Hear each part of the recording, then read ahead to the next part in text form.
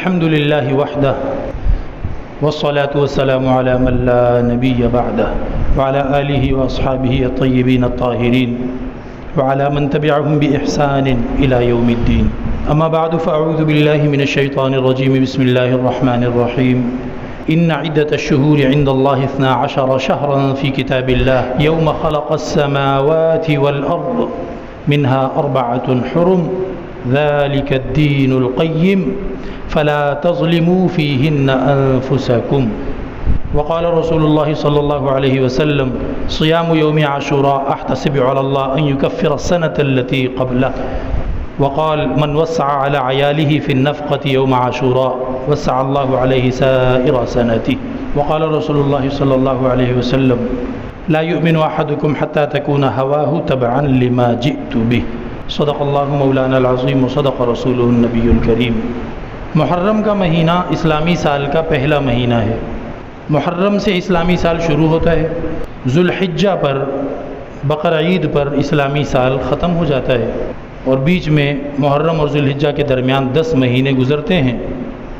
رمضان ان میں سے 9واں مہینہ ہے اور یہ اللہ رب العزت کی بنائی ہوئی ترتیب ہے. چاند کے حساب سے تاریخیں فطری نظام اور ہر انسان کی اپنی آزادانہ نالج اور معلومات کے لیے سب سے آسان ترین نظام ہے.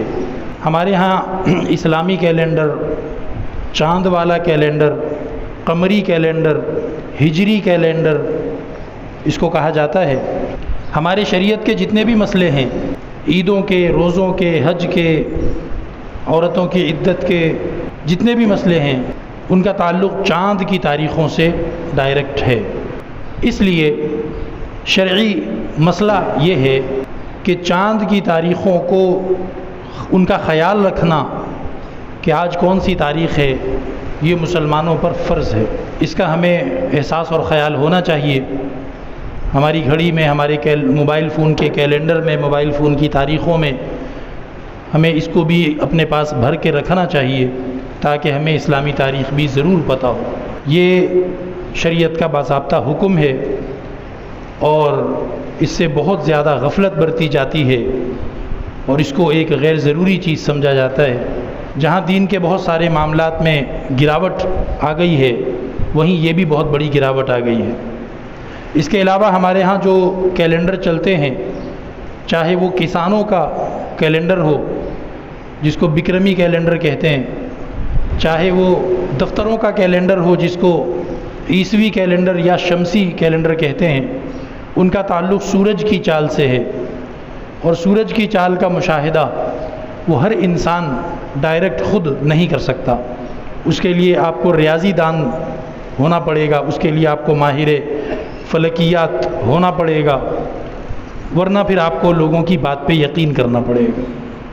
آج میں آپ سے کہتا ہوں کہ 4 جولائی ہے، 4 جولائی کا مہینے کی 4 تاریخ ہے. آپ کے پاس کیا دلیل ہے؟ آپ کو نہیں پتہ. آپ کہیں گے پتہ نہیں سب کہہ رہے ہیں اس لیے. ریڈیو پر بھی یہی اعلان ہو رہا ہے، ٹی وی پر بھی یہی لکھا ہوا آ رہا ہے، موبائل فونوں میں بھی یہی آ رہا ہے. میں دوسروں پر اعتماد کر رہا ہوں، مجھے خود ڈائریکٹ کچھ نہیں پتہ.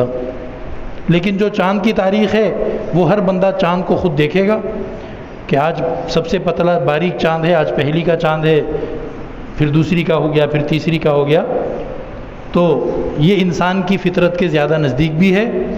اور اگر نہ بھی ہوتا تو شریعت کا حکم یہ ہے کہ اسلامی تاریخیں آپ یاد رکھا کریں. ایک تو یہ بات ذہن میں رکھیں کہ محرم کا مہینہ اسلامی سال کا پہلا مہینہ ہے، اس لیے اس کے ساتھ بہت سارے شریعت کے احکام جڑے ہوئے ہیں. تو ہمیں محرم کے مہینے کا اس وجہ سے بھی انتظار ہونا چاہیے، اس کی تاریخ ہمیں پتہ ہونی چاہیے. اللہ تعالیٰ مجھے آپ کو اس کی توفیق عطا فرمائے. اسی طرح باقی مہینوں میں بھی. دوسری بات یہ ہے کہ میں نے آپ کے سامنے قرآن کریم کی ایک آیت پڑھی ہے. اللہ رب العزت ارشاد فرماتے ہیں کہ جب میں نے آسمان زمین کو بنایا تو تب میں نے مہینے 12 رکھے. 12 مہینوں کی گنتی 12 رکھی اللہ تعالیٰ نے. اس میں کمی زیادتی نہیں ہو سکتی. مہینے 13 یا 11 یا 10 نہیں ہو سکتے، مہینے 12 ہیں. ایک بات. دوسری بات یہ ہے کہ اللہ نے جس ترتیب سے رکھے اسی ترتیب سے ہوں گے. اور تیسری بات یہ ہے کہ اس میں اللہ تعالیٰ نے 4 مہینے احترام فضیلت والے قرار دیے. اللہ تعالیٰ کی مرضی ہے، سب چیزیں اللہ نے پیدا کی ہیں، ساری جگہیں، سارے انسان، ساری مخلوق اللہ نے پیدا کی ہے۔ تو اسی طرح ٹائم بھی اللہ نے پیدا کیا ہے۔ تو جس طرح اللہ نے اپنی بہت ساری مخلوقات میں انسان کو سب سے زیادہ شرافت والا بنا دیا، پھر انسانوں میں انبیاء علیہم السلام کو سب سے زیادہ شرافت والا، پھر باقی انسانیت میں صحابہ کرام کو، اہل بیت کو سب سے زیادہ شرافت والا بنا دیا۔ اسی طرح اللہ رب العزت نے زمین بنائی، پھر اس میں سے مسجد اقصیٰ کو، مسجد نبوی کو، حرم مکہ کو سب سے زیادہ فضیلت والی، برکت والی جگہ قرار دے دیا۔ تو یہ اللہ کی مرضی ہے، جس چیز کو چاہے دوسروں سے زیادہ عزت والی بنائے۔ اسی طرح اللہ نے 12 مہینوں میں 4 مہینوں کو سب سے زیادہ عزت اور برکت والا، فضیلت والا قرار دے دیا۔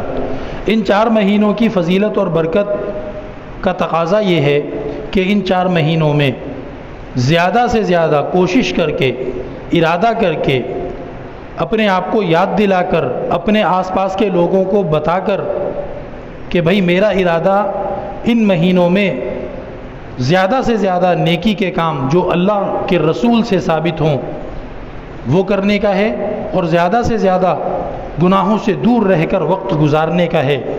تو میرے گھر والے، میرے دوست، میرے آس پاس کے ساتھی وہ میری اس میں مدد کریں، تاکہ میں ان 4 مہینوں میں اللہ کی نافرمانی نہ کروں۔ کیونکہ اگر ایک آدمی بازار میں کوئی غلط بات کرتا ہے اس کا گناہ ہے، لیکن اگر وہی غلط بات مسجد میں کرتا ہے تو اس کا گناہ بڑھ جائے گا۔ بالکل اسی طرح اگر میں گناہ کا کام باقی 8 مہینوں میں کرتا ہوں تو وہ گناہ کا کام ہے، لیکن اگر وہ گناہ کا کام میں ان 4 مہینوں میں سے کسی مہینے میں کروں گا اس کا گناہ بڑھ جائے گا، کیونکہ یہ احترام والے مہینے ہیں، یہ فضیلت اور ادب والے مہینے ہیں۔ ان میں گناہ کا کام کرنا یا ان میں نیکیوں سے دور رہنا یا فضول کاموں میں لگنا، یہ کسی بھی طرح اس کی گنجائش نہیں ہوتی، اور ایک سمجھدار، ایک باشعور ایمان والا وہ کبھی بھی ایسا کرنے کو گوارا نہیں کرتا۔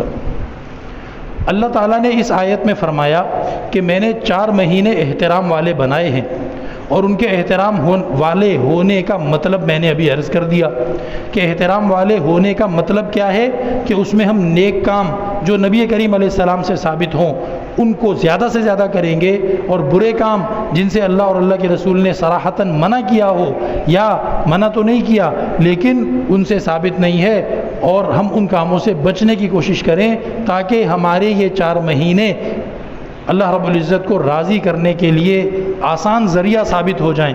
ان 4 مہینوں میں اللہ کی خصوصی رحمت ہوتی ہے، اللہ تعالی ہماری نیکیوں کو زیادہ بڑھا چڑھا کر قبول فرماتا ہے، اور ان 4 مہینوں کی جو فضیلت ہے وہ رمضان کے بعد ہے۔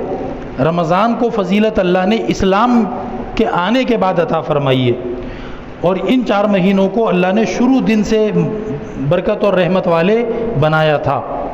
تو ٹوٹل ہمارے پاس 5 مہینے ہو گئے جو بہت زیادہ برکت والے ہیں۔ 4 مہینوں کا بیان اس آیت کے اندر ہے، اور نبی کریم علیہ السلام نے صحیح حدیث میں ان 4 مہینوں کے نام بتائے۔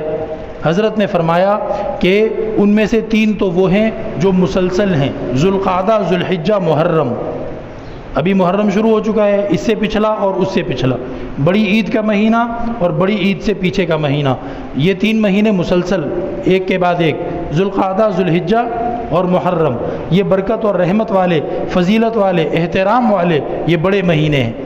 اور چوتھا نبی کریم علیہ السلام نے فرمایا ورجب مضر، کہ رجب کا مہینہ جس کا فلاں قبیلے کے، مضر قبیلے کے لوگ زیادہ خیال کرتے تھے، تو فرمایا کہ رجب کا مہینہ، یہ مہینہ جو 4 مہینے ہیں ان مہینوں کو اللہ رب العزت نے بڑی برکت اور احترام والے مہینے قرار دیا ہے۔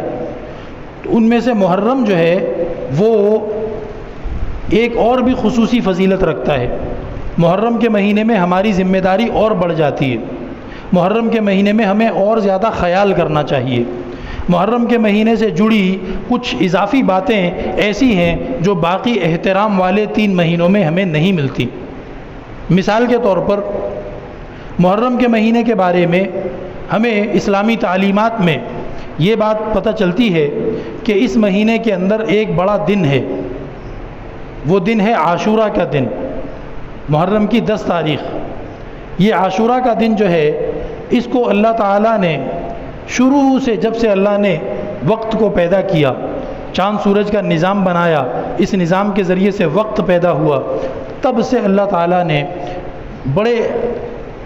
کچھ بڑے بڑے اہم کام وہ محرم کی 10 تاریخ کو اللہ تعالیٰ نے کروائے۔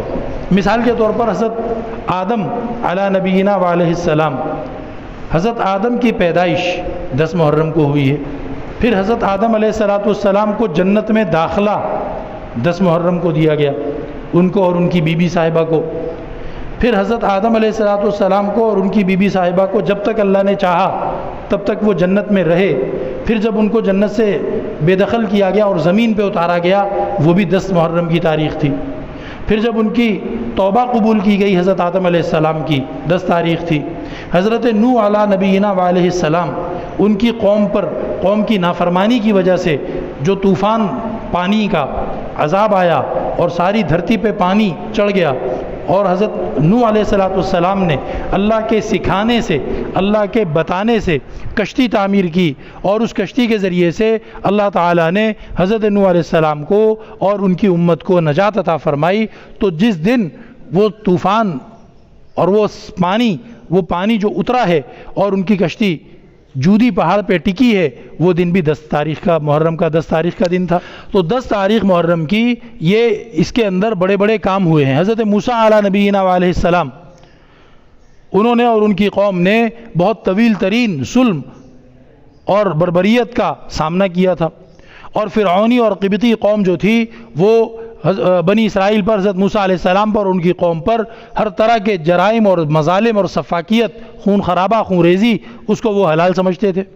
اور حضرت موسیٰ علیہ السلام کی قوم کے اوپر اتنی سختی تھی کہ انہوں نے باقاعدہ، قرآن کریم نے ذکر کیا ہے، حضرت موسیٰ علیہ السلام کے سامنے یہ قرارداد پیش کی کہ اے موسیٰ، آپ کے پیدا ہونے سے پہلے بھی ہم پر بڑے طویل زمانے تک ظلم ہوتے رہے ہیں، اور اب بھی ہم پہ ظلم ہو رہے ہیں، آپ اللہ تعالیٰ سے دعا کیجیے۔ تو اللہ رب العزت نے حضرت موسیٰ علیہ السلام کو اور ان کی قوم کو فرعون سے جو نجات عطا فرمائی، اور ان کی آنکھوں کے سامنے ان کے ایسے سخت اور خطرناک اور بڑے دشمن کو غرق کیا اور ان کی آنکھوں کو ٹھنڈا کیا، تو وہ تاریخ بھی 10 محرم کی تھی۔ تو 10 محرم کی تاریخ کو بہت بڑے بڑے کام اللہ تعالیٰ نے یہ کروائے ہیں، اور اسی لیے حضرت نبی کریم صلی اللہ علیہ وآلہ وسلم پر پہلے جو روزہ فرض کیا گیا وہ صرف 10 محرم کا تھا، پورے سال میں ایک روزہ فرض تھا، 10 محرم کا روزہ فرض تھا، صحیح حدیث میں ثابت ہے۔ اور اس کے بعد جب اللہ تعالیٰ نے رمضان مبارک کا مہینہ روزے فرض کر دیے، تو پھر محرم کے بارے میں اختیار دے دیا گیا، جو چاہے رکھے، جو چاہے نہ رکھے۔ لیکن نبی کریم صلی اللہ علیہ وسلم اس کے بعد بھی ہمیشہ روزہ رکھتے رہے، یہاں تک کہ مدینے میں نبی پاک علیہ السلام کو پتہ چلا کہ لعنتی یہودی جو ہیں، وہ یہودی بھی 10 محرم کو روزہ رکھتے ہیں۔ اور جب ان سے پوچھا گیا کہ تم 10 محرم کو روزہ کیوں رکھتے ہو، تو انہوں نے کہا کہ ہمارے نبی حضرت موسیٰ علیہ السلام پر اللہ نے 10 محرم کی تاریخ کو یہ احسان فرمایا تھا کہ ان کے دشمن کو ان کی آنکھوں کے سامنے غرق کر دیا تھا اور دشمن سے نجات دے دی تھی۔ حضرت محمد مصطفیٰ صلی اللہ علیہ وسلم نے فرمایا، نحن احق بموسیٰ منکم، ہمارا موسیٰ سے تم لوگوں کے مقابلے میں رشتہ زیادہ گہرا ہے، ہمارا تم لوگوں کے مقابلے میں حضرت موسیٰ علیہ السلام سے جو رشتہ ہے وہ زیادہ گہرا ہے، ہم ان کے طریقے پر ہیں، ہم ان کی تعلیمات پر ہیں، تم نے ان کی تعلیمات کو چھوڑ دیا ہے، لہٰذا ہم ضرور 10 محرم کے روزے میں اس نیت کو بھی شامل کر لیں گے کہ حضرت موسیٰ علیہ السلام کو نجات ملنے کے شکرانے میں ہم 10 محرم کا روزہ رکھیں گے۔ لیکن نبی پاک علیہ السلام نے صحابہ سے فرمایا کہ اگر میں اگلے سال زندہ رہا تو میں 10 محرم کے ساتھ ایک دن کا روزہ اور بھی جوڑ لوں گا، 9 تاریخ کا روزہ 10 کے ساتھ جوڑوں گا، یا 11 تاریخ کا روزہ 10 کے ساتھ ملا لوں گا، تاکہ یہودیوں کی طرح روزہ نہ بنے، یہودیوں کے روزے سے الگ طرح کا روزہ ہمارا بن جائے۔ روزہ رکھنا عین عبادت ہے، اور نبی پاک علیہ السلام پہلے سے رکھتے آ رہے تھے، لیکن جہاں کہیں غلط لوگوں سے غلط لوگوں کی طرح نظر آنے کا شک ہوا کہ ہم یہودیوں کی طرح نظر آئیں گے کہ وہ بھی 10 محرم کو روزہ رکھتے ہیں اور مسلمان بھی 10 محرم کو روزہ رکھ رہا ہے، تو نبی پاک علیہ السلام نے یہودیوں کی طرح نظر آنے میں بھی آپ نے برا مانا، حالانکہ نیک کام تھا۔ 10 محرم کا روزہ پہلے فرض تھا، اب انتہائی بڑے ثواب کا کام ہے، پھر بھی نبی پاک علیہ السلام اس نیکی اور ثواب کے کام میں بھی غلط لوگوں کی طرح نظر آنے کو پسند نہیں کر رہے۔ اس میں میرے لیے آپ کے لیے بہت بڑی عبرت ہے، بہت بڑا سبق ہے۔ غلط لوگوں کی طرح نظر آنا یہ بری بات ہے۔ ایک حدیث میں آتا ہے من تشبہ بقوم فہو منہم، جو کسی قوم جیسا بنے گا اللہ اس کو انہی لوگوں میں گنے گا اور قیامت کے دن اللہ اس کو انہی لوگوں کے ساتھ چلتا کرے گا۔ وہ لوگ اگر جنت میں جا رہے ہیں تو یہ بھی جنت میں جائے گا، وہ لوگ اگر دوزخ میں جا رہے ہیں یہ بھی دوزخ میں جائے گا۔ میرے بھائیوں، دوستوں، بزرگوں، یاد رکھو حضرت ابراہیم علیہ السلام کی قوم جو تھی نا، ان میں معاشرتی رواداری، رشتہ داروں کا خیال، علاقائی رسم و رواج کا لحاظ بہت زیادہ تھا۔ حضرت ابراہیم علیہ السلام نے اپنی قوم سے کہا تھا انما اتخذتم من دون اللہ اوثانا مودۃ بینکم فی الحیاۃ الدنیا، تم خود بھی جانتے ہو کہ یہ مٹی اور پتھر کی بنی ہوئی مورتیاں اور یہ بت یہ تمہارے خدا نہیں ہیں، تم خود بھی اس بات کو جانتے ہو۔ مسئلہ سارا کیا ہے کہ تم لوگ خاندانی اور علاقائی اور قبائلی اور معاشرتی طور پر ایک دوسرے کا لحاظ کرنے کے چکر میں ابھی یار ابھی سب ان کو خدا مان رہے ہیں، میں الگ ایک طرف کیسے چلوں؟ تو سب کے ساتھ ہی رہنا چاہیے۔ تو حضرت ابراہیم علیہ السلام نے فرمایا کہ یہ صرف تم دنیا میں ایک دوسرے کے لحاظ میں ایسا کر رہے ہو، یاد رکھو بہت برا پھنسو گے، بہت برے مارے جاؤ گے، اور قیامت کے دن تم اللہ کے سامنے ایک دوسرے کی شکایتیں لگاؤ گے۔ وہ کہے گا یا اللہ اس کے چکر میں برے کام میں پڑ گیا تھا، وہ کہے گا یا اللہ میں نے اس کو تھوڑی کہا تھا، یہ نہ آتا، میں غلط تھا، یہ کیوں میرے پیچھے آیا؟ تو یہ جو بعض لوگوں کا ایک طریقہ ہوتا ہے نا کہ جی میں تو سب کو مانتا ہوں، اصل بات کیا ہوتی ہے کہ نہ میرا پڑوسی مجھ سے ناراض ہو، نہ میرے کزن مجھ سے ناراض ہو، نہ میرے مامے چاچے ناراض ہوں، نہ سسرالی ناراض ہوں، نہ جناب کوئی اور قبیلے خاندان برادری والے ناراض ہوں، محلے میں جو چل رہا ہے چلو ٹھیک ہے ہم بھی اسی میں ساتھ ہیں، جیسا دیس ویسا بھیس۔ تو بھائی یہ لوگ بہت برے پھنسیں گے، کیونکہ جس چیز کو تم غلط سمجھ رہے ہو پھر بھی دیکھا دیکھی کے چکر میں ساتھ چل رہے ہو، تو قیامت کے دن دوسرے لوگوں کو تو ایک مصیبت ہوگی کہ انہوں نے کسی گناہ کے کام کو صحیح سمجھ کے کر لیا تھا، ان کو اس ٹائم یہی اچھا لگا تھا، یہی صحیح لگا تھا، تمہیں تو پتہ تھا کہ غلط ہے، پھر بھی تم نے کہا یار سارے یار دوست میں اکیلا کیسے بیٹھوں، سارے کزن تو میں اکیلا کیسے بیٹھوں، سارے محلے والے تو میں اکیلا کیسے بیٹھوں ہیں، تو میں چلو ان کے ساتھ ہی چلتا ہوں۔ اور جو بھی ہے، اور بعض لوگ موج مستی میلے ٹھیلے کے چکر میں ہوتے ہیں، موج مستی اور میلے ٹھیلے کے چکر میں ہوتے ہیں کہ بھئی اکیلا بور ہوتا رہوں گا تو چلو جو موج مستی باہر چل رہی ہے میں اس کے اندر چلا جاؤں، صحیح ہے جی میں تو دور کھڑا ہو کے دیکھوں گا بس، اور جناب ایسے اور ایسے اور ایسے۔ یاد رکھو انما اتخذتم اوثانا من دون اللہ مودۃ بینکم فی الحیاۃ الدنیا، یہ دنیا کے ڈھکوسلے ہیں، یہ دنیا کی ایک دوسرے کا لحاظ رکھنا ہے، لیکن قیامت میں اس کو ڈبل مصیبت ہوگی، ایک تو اللہ کی طرف سے پکڑ اور دوسرا انہی لوگوں کی طرف سے لعنتیں اس کے اوپر ہوں گی جن کے چکر میں یہ گیا تھا۔ وہ کہیں گے تو ہمیں گناہ گار کر رہا ہے، ہمارے پاس پہلے گناہ اتنے زیادہ ہیں، تو اپنا گناہ ہم پہ ڈال رہا ہے کہ یا اللہ میں ان کے چکر میں گیا تھا، اور وہ اللہ تعالیٰ سے کہیں گے یا اللہ ہمارا اس سے کوئی لینا دینا نہیں ہے، ہم نے اس کو نہیں کہا تھا، اس سے نمٹ، اور یہ ہم پہ الزام لگا رہا ہے، بلکہ ہم آپ کے دربار میں اس کے خلاف شکایت کرتے ہیں کہ یہ ہم پہ غلط الزام لگا رہا ہے۔ یہ ڈبل پھنسے گا، یہ برا پھنسے گا۔ تو یہ جو فرمایا کہ منہا اربعۃ حرم، 4 مہینے احترام والے ہیں، تو ان میں احترام کیسے کرنا ہے، خاص طور پر ابھی جو چل رہا ہے محرم کا مہینہ، اس کا احترام کیسے کرنا ہے، اللہ کے نبی صلی اللہ علیہ وسلم بتا کے سکھا کے دکھا کے کروا کے گئے ہیں، ہمیں وہ کام کرنے ہیں۔ اس کے آگے جو ہے وہ بس وہ الا بلا، وہ نتھو خیرے کی باتیں ہیں، فضول باتیں۔ اب اس کے اندر آپ چاہے محبت کی جو ہے نا وہ آمیزش کریں، یا آپ غم کی آمیزش کریں، آپ کوئی بھی اس میں چینی ڈالتے رہیں، جو زہر ہے وہ تو زہر ہی ہے. بعض کمپنی والے دوا بناتے ہیں دوا، تو ان کی دوا اتنی شدید کڑوی ہوتی ہے تو وہ اس کے اوپر پیلے یا لال یا نیلے رنگ کی چینی چڑھا دیتے ہیں. آپ نے گولیاں دیکھی ہوں گی، بڑی چمکدار سی گولیاں ہوتی ہیں جی، وہ جو اس کے اوپر رنگ ہوتا ہے پیلا یا لال یا نیلا یا کوئی بھی، وہ چینی ہوتی ہے، چینی، تاکہ مریض جب منہ میں رکھے جب تک وہ پانی کا گلاس اٹھا رہا ہے تب تک اس کا منہ کڑوا نہ ہو، اوپر چینی اس کے منہ میں میٹھی میٹھی رہے. اور پھر جب وہ اس کو پیٹ میں اتار لیتا ہے تو اندر جا کے وہ چینی اوپر سے گھل جاتی ہے اور اندر کی جو اصل دوا ہے وہ پھر پیٹ میں کھلتی ہے. تو وہ کیا کرتے ہیں، وہ کہتے ہیں اتنی کڑوی دوا تو مریض کھائے گا نہیں، تو ہماری دوا بکے گی نہیں، تو وہ اس کے اوپر چینی چڑھا دیتے ہیں، شوگر کوٹڈ کر دیتے ہیں اس کو، ہیں جی. تو بات یہ ہے کہ اگر آپ کسی کو یہ کہیں گے کہ بھائی میں اپنی مرضی سے ایک کام کر رہا ہوں جس کا نہ اللہ نے حکم دیا، نہ اللہ کے نبی نے حکم دیا، نہ اہل بیت نے کیا، نہ امام زین العابدین رحمۃ اللہ علیہ نے کیا، نہ اور بیویوں نے یا صاحبوں نے کیا، لیکن یہ ہے کہ بھائی محبت میں تو کرنا چاہیے یا غم کا اظہار تو کرنا چاہیے. بھائی یہ کہاں سے آپ کہہ رہے ہیں؟ جنہوں نے خود سارے غم دیکھے، جن کے اوپر غم کے پہاڑ ٹوٹے، جنہوں نے اپنی پھپھیاں، خالائیں، چاچے، کزن، والدین شہید ہوتے ہوئے دیکھے، خود حضرت امام زین العابدین رحمۃ اللہ علیہ، انہوں نے وہ کام نہیں کیا. کتنے سال حضرت زندہ رہے ہیں بعد میں، حضرت نے تو نہیں کیا. ہماری جان اور ہماری عزتیں ان کے جوتوں پہ قربان ہوں. تو بھائی آپ اس کے اوپر چینی چڑھاتے جاؤ جو مرضی، اندر تو وہی کڑوی چیز ہے نا، اندر تو وہی خراب چیز ہے نا.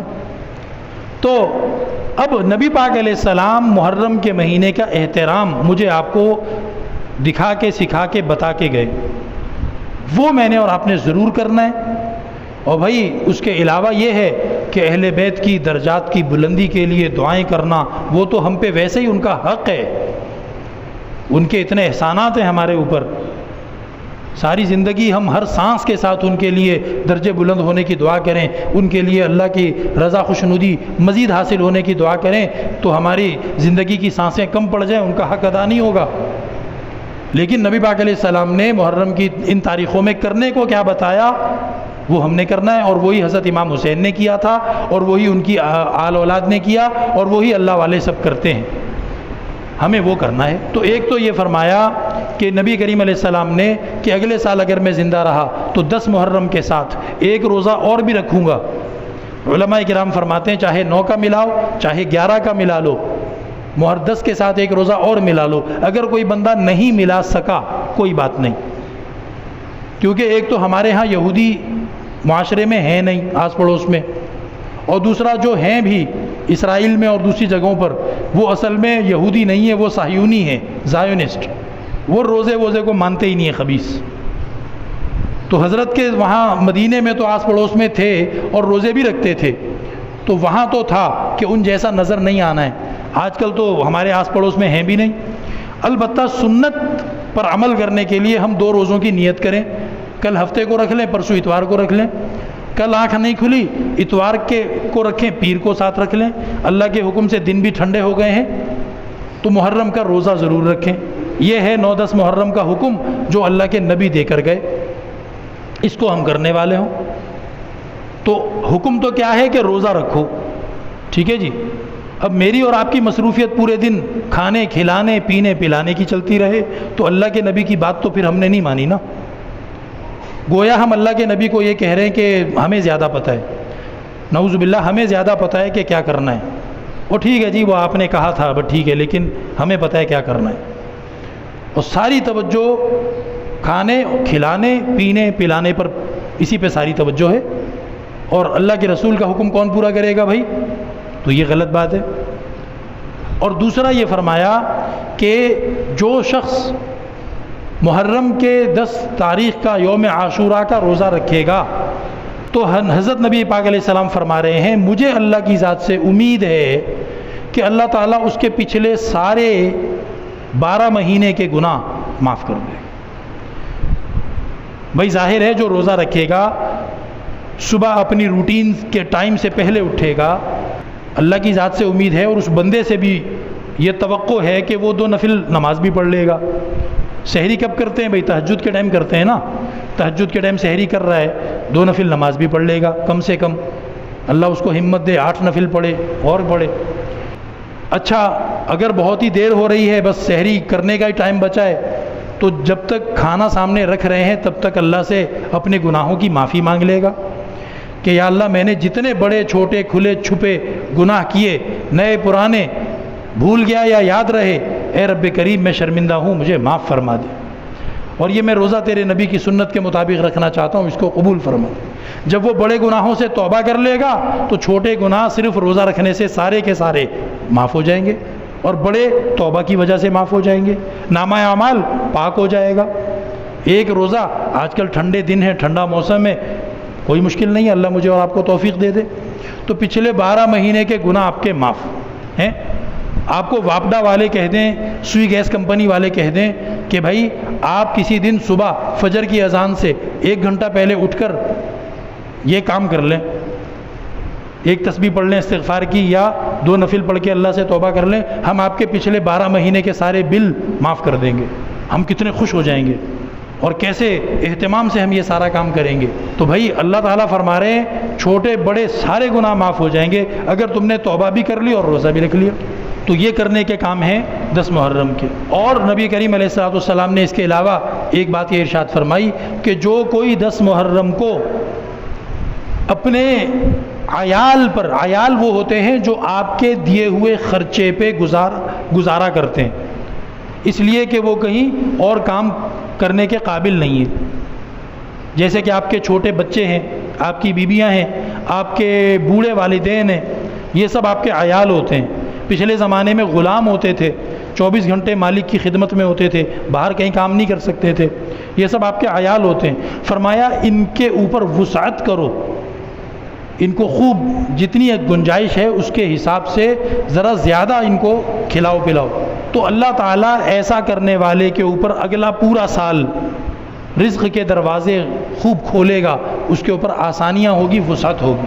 تو بھائی یہ موٹے موٹے کام ہیں کرنے کے، اگر ان کو ہم انگلیوں پہ گنیں تو پہلا کام تو یہ ہے کہ بدعات سے اور فضولیات سے اپنے آپ کو بچائیں، وہ تو سارا سال ہی بچنا چاہیے۔ پھر احترام والے مہینوں میں زیادہ بچنا چاہیے، کیونکہ اگر کوئی گناہ کا کام عام دن میں کرو گے اس کا گناہ ہے، لیکن اگر احترام والے دن میں کرو گے تو زیادہ گناہ ہے۔ تو اس لیے بچو بھائی فضول چیزوں سے، فلمیں دیکھنا، کوئی اور الٹے سیدھے کام کرنا، کچھ بھی فضول کام اس کو نہ کریں۔ کوشش کریں ہماری 9، 10، 11 تاریخ محرم کی ایسے گزرے کہ جو اللہ اور رسول کی تعلیمات کے مطابق ہو۔ ہم توبہ کرنے والے، ہم صدقہ کرنے والے، ہم جناب روزہ رکھنے والے ہیں، ہم اپنے گھر والوں پر وسعت کے ساتھ خرچ کرنے والے ہیں، ہم جھوٹ سے اور شرک و بدعت سے اور ہر برائی سے بچنے والے ہیں، پہلی چیز۔ دوسری چیز ہے کہ بھئی ہم روزہ رکھیں، نبی پاک علیہ السلام کی سنت ہے، اور آپ نے فرمایا کہ 2 دن کا روزہ رکھوں گا اگلے سال سے، تو اگر آپ کو بھی ممکن ہو جائے تو 2 دن کا رکھیں۔ اور تیسری بات کیا ہے کہ اپنے گھر والوں پر وسعت کریں۔ باقی بھائی ہر مسلمان کو صبح شام رات توبہ استغفار میں، اللہ کے ذکر میں، درود شریف میں وقت گزارنا چاہیے۔ حضرت امام حسین اور ان کے اہل خانہ، ان کی بیویاں، ان کی اولاد، ان کی نسل، ان کی آل اولاد، وہ کربلا کے میدان میں شہید ہوئے۔ ہر امتی کو اس کا دکھ ہے، ہر امتی کو، اس لیے کہ جس نے کلمہ پڑھ لیا، کلمے کی پہلی برکت یہ ہوتی ہے کہ نبی پاک علیہ السلام کے ساتھ اور نبی پاک علیہ السلام کی تمام چیزوں کے ساتھ اس کو محبت ہو جاتی ہے۔ یہ نبی پاک علیہ السلام کے معجزوں میں سے ایک معجزہ ہے۔ سوال ہی پیدا نہیں ہوتا کسی نے کلمہ پڑھا ہو اور اس کو نبی اور نبی کی چیزوں سے محبت نہ ہو، اس کو نبی کے جوتے مبارک سے بھی محبت ہوگی، اس کو نبی کی جو سواری کا خچر اور گدھا تھا اس سے بھی محبت ہوگی، آل اولاد تو پھر بہت ہی بڑی چیز ہے۔ اسی طرح صحابہ کرام، یہ سب سے محبت ہو جاتی ہے کلمہ پڑھنے والے کو۔ آپ کی محبت جس سے ہے اس کو شہید کیا جائے، اس کے اوپر ظلم کیا جائے، بے انتہا دکھ ہوتا ہے، ہر مسلمان کو دکھ ہے۔